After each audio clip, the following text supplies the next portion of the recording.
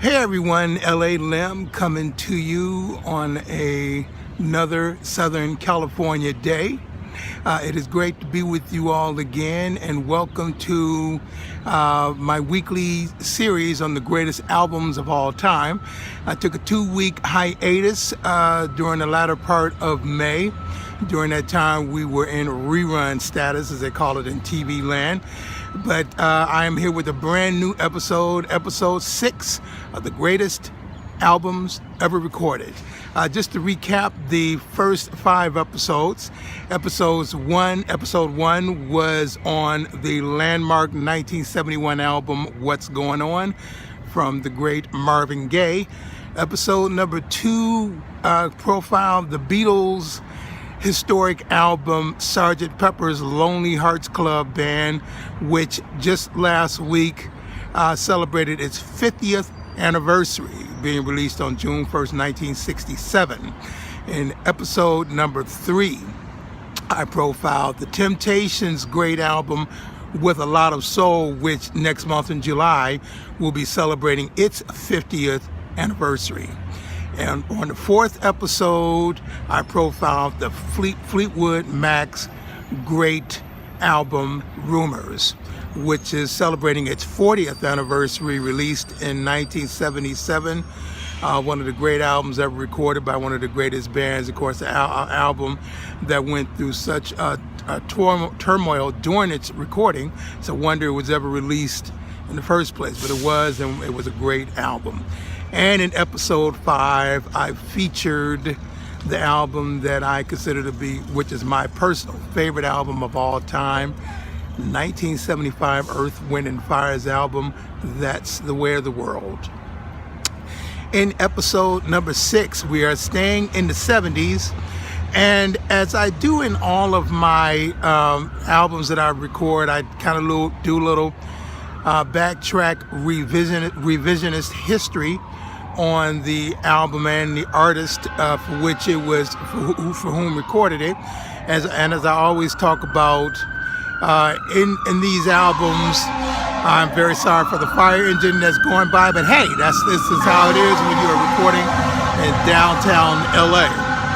Anyway, in these albums, before this artist reaches the pinnacle of perhaps their greatest album, there's always a process and how they go about, recording these albums, and of course, what they do in their own careers to get to the point where they reach the pinnacle peak of their talent and record these great albums. And the album I want to profile is the album by Michael Jackson. And this is the album that was released before the biggest best-selling album of all time. An album that I am profiling is from 1979, Michael Jackson's Off the Wall. Michael Jackson, of course, famous as being a member of the Jackson 5, had been on the world stage since 1969 when they first recorded I Want You Back, and never left that stage. However, as he grew older and grew more mature, Michael Jackson wanted to take more control of his career. He wanted to get away from the bubblegum sound, bubblegum soul sound that they were famous for with Motown in the 70s. And even when they left Motown in 77 to sign with Epic Records, they still had a sound that was pretty much like Gamble and Huff sound, a great sound in and of itself. But Michael Jackson wanted to truly develop, wanted to truly mature into his own sound and find a different sound. And with truly great artists continue to evolve, continue to try to find a bigger and better and more unique sound to them as they evolve to the next phase of their greatness. And in 1978, Michael Jackson met the man who would be his partner in that evolution of greatness, and that was the great Quincy Jones. In 1978, Michael Jackson did the movie The Wiz, based on a Broadway show with Diana Ross. And although the movie didn't do well critically or financially, Michael Jackson's performance as the Scarecrow stood out. And as he got to know Quincy Jones, he decided he wanted Quincy Jones to be his partner in the next step of his musical evolution. And the two of them joined together, and they created an album of breathtaking sound and a masterpiece of itself. And they collaborated with several great songwriters. And in August of 1979, in the last stages of the disco era, they released Off the Wall.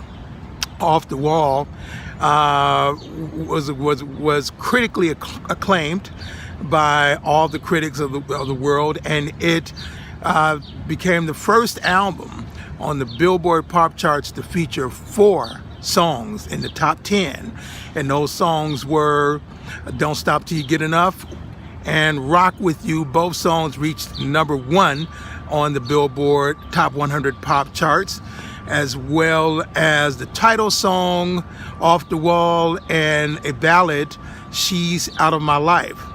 It also had a great song, Working Day and Night, that was also released and reached the top 20 in the Billboard charts. And Michael Jackson took off to unprecedented heights from there.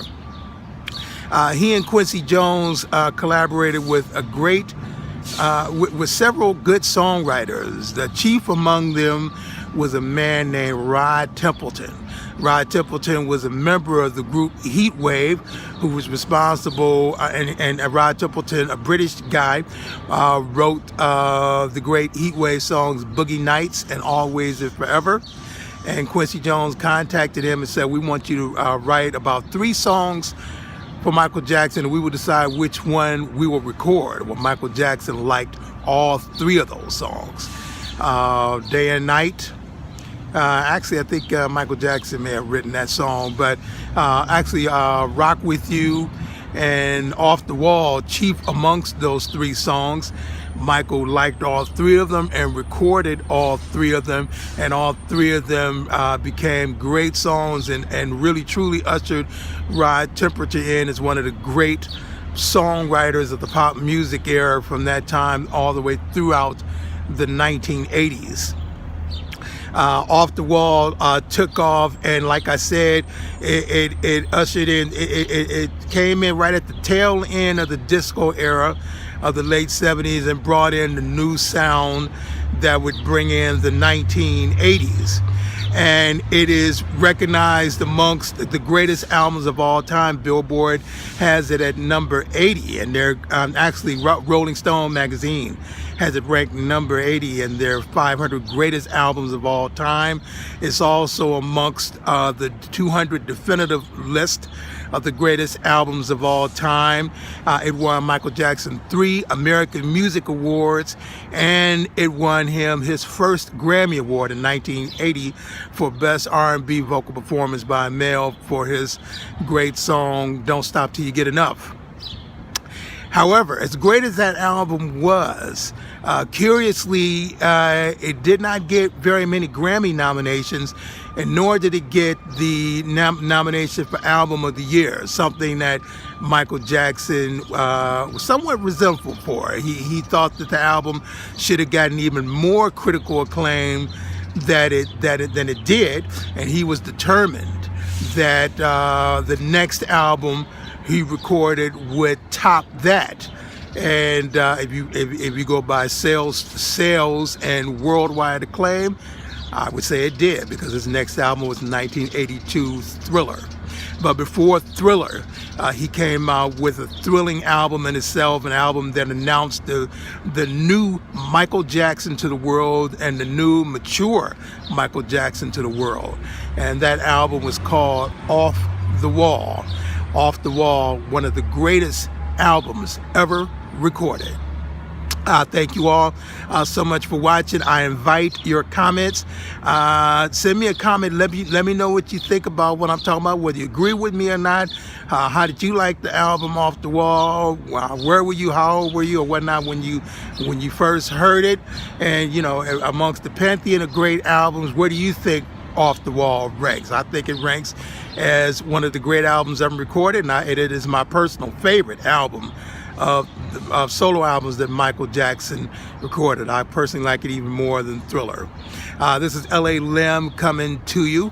Next week, we may even go to the 80s. See if I can find an album from the 80s to profile amongst the greatest albums of all time. But right now, as always, I want to wish you what I always say, which is love is life. Show love. Give someone a hug today. Call somebody that you haven't talked to in a long time. Tell them that you love them. L.A. Lim coming at you saying ciao bella.